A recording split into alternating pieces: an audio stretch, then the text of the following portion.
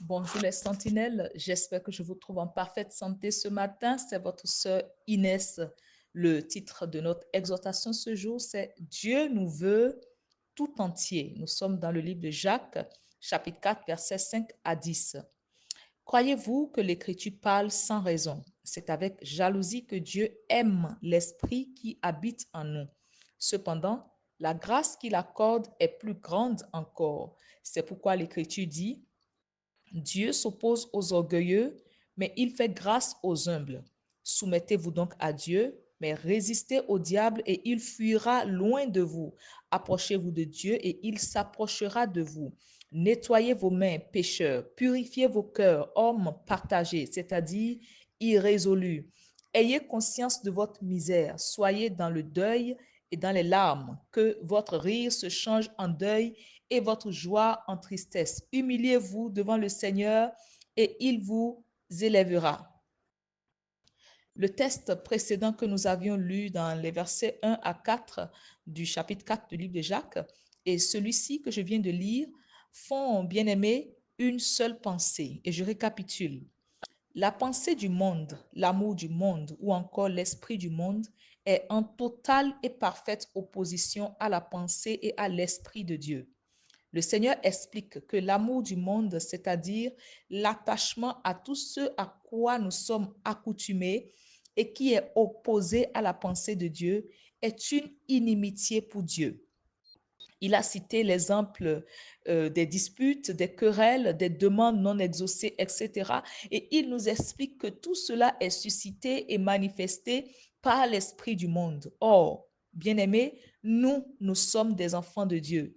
Nous sommes nés et régénérés par l'Esprit de Dieu et de surcroît, nous lui appartenons. Si donc nous sommes enfants de Dieu, alors et que nous avons son Esprit Saint en nous et qu'au lieu de manifester le fruit que produit cet esprit-là, c'est-à-dire l'amour, la joie, la paix, la patience, la bonté, la bénignité, la fidélité, la douceur, la tempérance, au lieu de produire le fruit de l'Esprit de Dieu, si nous produisons plutôt le fruit du monde, Dieu se montre jaloux à cause de son esprit qui est en nous et il nous qualifie d'infidèles.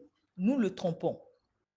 Que faire donc? Le Seigneur nous dit, soumettez-vous donc à Dieu, mais résistez au diable et il fuira loin de vous.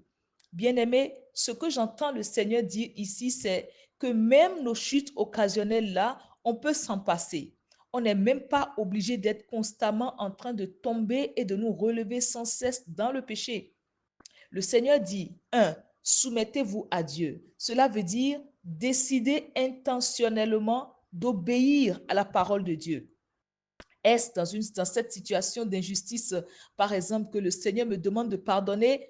Eh bien, Seigneur, cela me fait très mal. Mais sur ta parole, je décide et je pardonne. La deuxième chose, le Seigneur dit, résistez au diable. Les amis, nous résistons au diable à chaque fois que nous restons fermes, sans démordre, sur la parole de Dieu. Donc, dans l'exemple précédent, le Seigneur veut que je pardonne, mais l'affaire là me fait très mal. L'attitude du monde inspirée par le diable serait que je maudisse la personne qui m'a fait mal, n'est-ce pas? Mais la minute où mon esprit me ramène la parole de Dieu, je m'appuie sur cette parole et je l'exécute en me serrant les dents. Exactement comme quand on nous fait une injection. Cela fait mal, mais en tant qu'adulte, on n'a pas envie de pleurer devant nos gosses, n'est-ce pas? Donc, on serre les dents et on supporte la douleur qui passe tout de suite après. C'est pareil ici, bien-aimé.